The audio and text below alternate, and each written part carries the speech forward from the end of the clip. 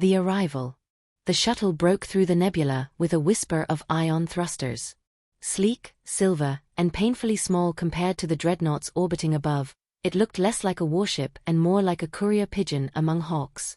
Inside sat one lone passenger, strapped tight into a seat that seemed built for someone taller, broader, and heavier than her. Maya Vance's reflection stared back at her from the shuttle window, brown eyes sharp with anticipation, dark hair pulled back in a simple tie. She looked ordinary. Too ordinary. Her stomach twisted as she saw the glowing shape ahead, the Crucible of Shadows, the most infamous training academy in the known galaxy. It wasn't a school in the human sense. No lectures, no chalkboards, no dormitories decorated with posters and laughter. It was a floating fortress forged of obsidian steel, orbiting the dead star Zerath. Here, the galaxy's most dangerous species sent their most promising killers to sharpen claws, fangs, and minds until only one rule remained: the strongest survive, the deadliest thrive. And today, that academy was getting something it had never seen before. A human. The docking clamps shuddered as the shuttle connected. A hiss of atmosphere, a blast of sterilizing gas, and then the airlock opened. Dozens of eyes watched her step onto the hangar deck. Some were eyes that glowed with molten fire, some faceted like gemstones, others black and soulless. The students of the Crucible lined the walls, silent, their expressions twisted somewhere between curiosity and contempt. Fragile. Too soft. She won't last a cycle. Why waste space with a prey species? The whispers were loud enough for Maya to hear. She ignored them, setting her boots on the metallic floor with steady confidence. Her uniform was simple: dark jacket, reinforced trousers, boots. No armor, no claws, no blades hidden in her bones. Just cloth and determination. At the center of the crowd stood Kaelith, the Academy's undisputed queen. Tall and graceful, her skin shimmered like black glass, her crown of bone spines arching backward like a living weapon. Her reputation stretched across systems: assassin, heir to the Crimson Hive, undefeated in every challenge. And now, her narrowed eyes fixed on the human girl. So this is the new pet. Kaelith's voice slithered across the hangar like venom. Earth's offering to our Crucible. Maya met her gaze without flinching. Name's Maya Vance. Not a pet. The students snickered. One insectoid warrior clicked its mandibles. A reptilian brute flexed claws the length of knives. A four-armed shadow beast leaned forward, curious whether the human's blood ran red like theirs. Kaelith smiled, though it was not kind. You are weak. No exoskeleton. No venom. No natural weapons. You bleed easily. You break easily. Why waste my academy's time with you? Maybe, Maya said evenly, you'll find out. The silence that followed was sharper than any blade. The boldness, the sheer audacity of her words, drew stunned looks. Few ever dared speak back to Kaelith. Yet the human had done so without trembling, without fear. Kaelith's smile deepened, but her eyes burned with a promise. Then let's find out sooner rather than later. The academy wasted no time welcoming its new classmate. That very evening, Maya was summoned to the arena of initiates. It was no classroom. The arena was a cavernous chamber, floors slick with the stains of past battles, walls lined with jagged steel and torches burning blue flame. Students crowded the upper tiers, chanting, jeering, eager to see blood spilled. A massive insectoid creature, its chitin shining like polished armor, lumbered into the arena opposite Maya. Its arms were blades, its mandibles dripping venom. Twice her size, 10 times her weight. Maya tightened her fists. No weapon. No armor. No training sim could prepare her for this. The overseer's voice echoed from the shadows above, trial by combat. Survive, or perish. The beast roared and charged. Time slowed. Her heart thundered, but her mind sharpened. Humans had never been the strongest species, never the fastest, never the most armored. But they had something no predator in the Crucible could match: the ability to see patterns, to exploit weaknesses, to adapt in the blink of an eye. As the insectoid's blade arm slashed down, Maya rolled aside. Not away, aside. Close. Her eyes tracked its movements, noting the moment it overextended, the angle of its joints, the fraction of a second when its balance faltered. The crowd expected her to die in the first strike. Instead, she slipped inside its guard, slammed her elbow into the soft seam of chitin beneath its arm, and drove her knee into its joint. The beast shrieked, staggering. Gasps erupted from the stands. Maya didn't stop. She grabbed a fallen shard of steel from the arena floor, improvised a weapon, and jammed it deep into the creature's exposed joint. With a final twist, the monster collapsed, howling in pain, unable to rise. The arena fell silent. Maya straightened, chest heaving, blood and ichor dripping down her sleeve. She raised her head, locking eyes with Kaelith in the stands. Not a word was spoken. But the message was clear. The human had survived. And worse, she had won. When Maya returned to her quarters that night, the whispers had changed. She saw its weakness. She fought like no one I've seen. She shouldn't have survived, but she did. And somewhere deep in the academy, Kaelith sharpened her blades, fury burning hotter than the stars.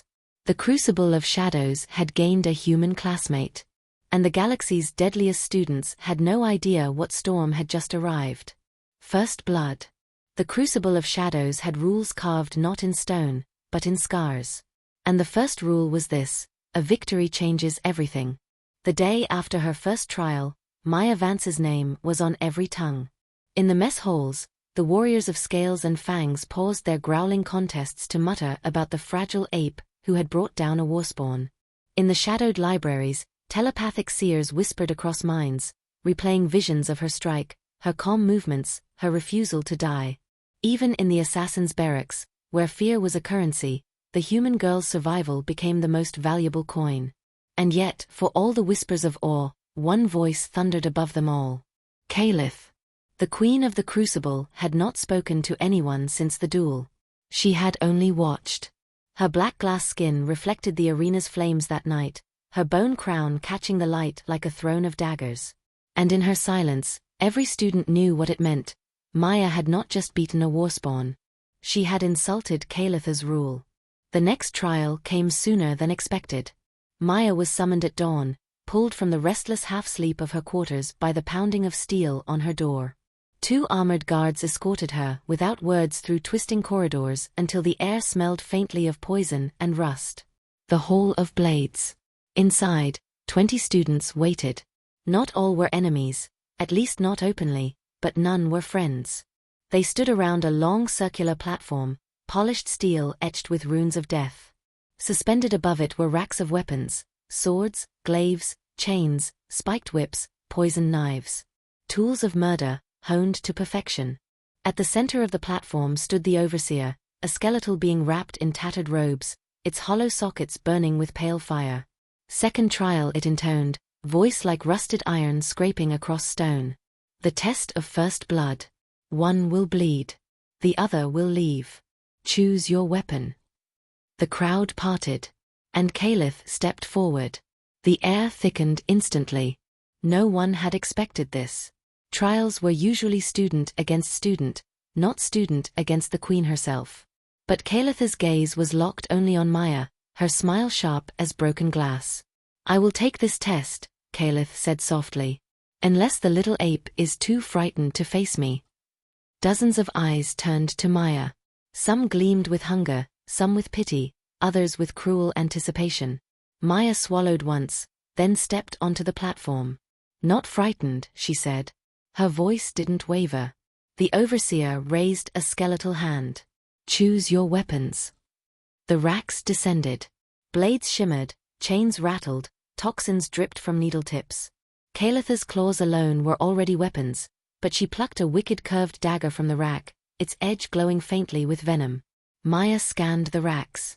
Her hands hovered over swords too heavy for her frame, whips too alien for her muscle memory, poisons she didn't know how to wield. Then she saw it. A simple short staff, worn smooth with age. Wooden, not metal. Primitive compared to everything else. She pulled it free. The crowd laughed. An insectoid student clacked its mandibles in amusement. A stick? The ape chooses a stick.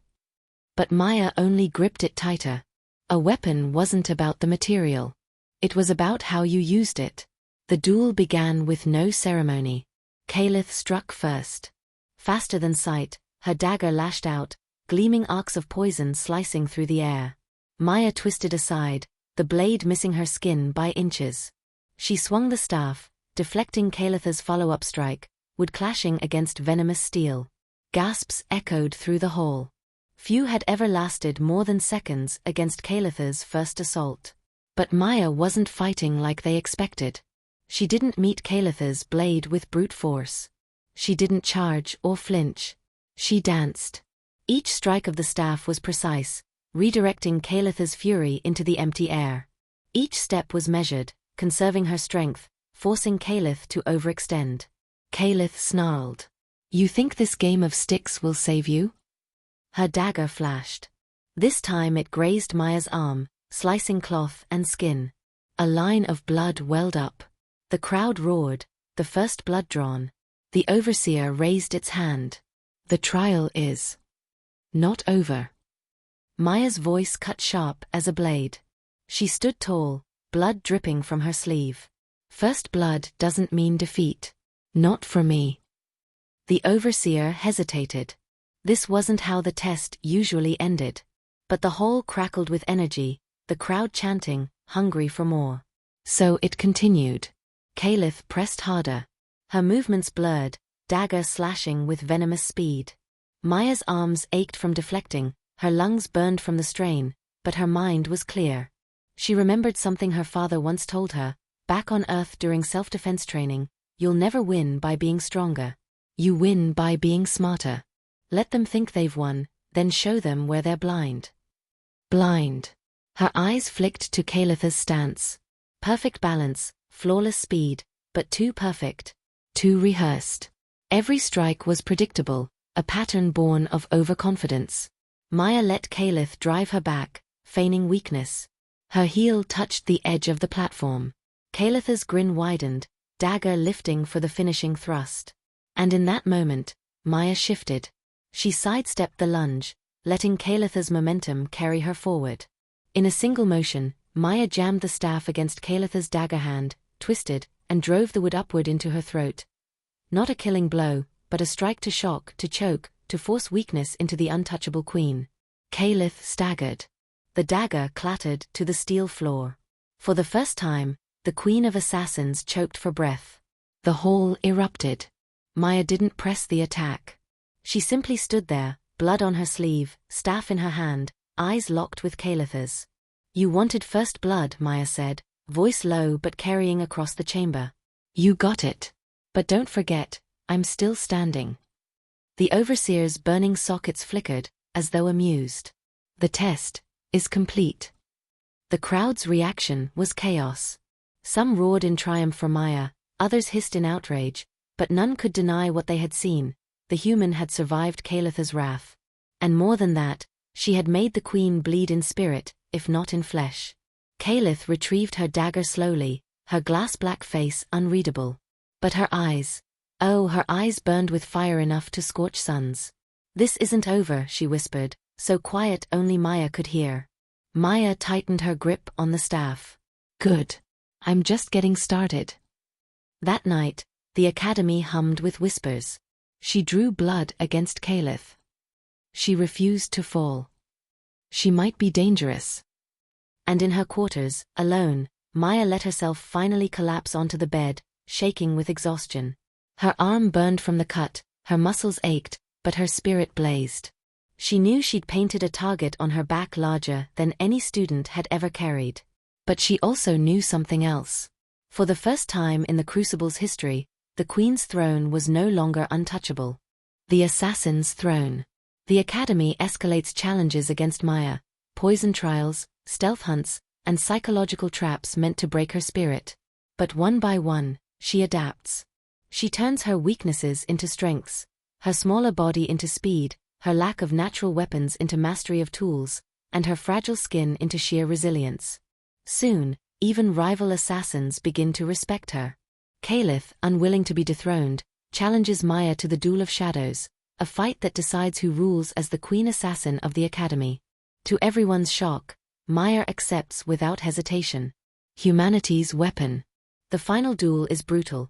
Kaelith strikes with claws sharp enough to rend steel, while Maya fights with nothing but precision, agility, and her unbreakable will. At the climax, Maya uses Kaelith's arrogance against her, turning her own weapon back on her. With Kaelith defeated, silence falls across the Crucible of Shadows. The Academy bows, not to a monster, but to a human. In that moment, the galaxy's deadliest school learns humanity's greatest weapon, not claws, venom, or strength, but the mind that refuses to surrender. And in the shadows beyond the Academy, alien warlords begin to whisper, humanity is coming.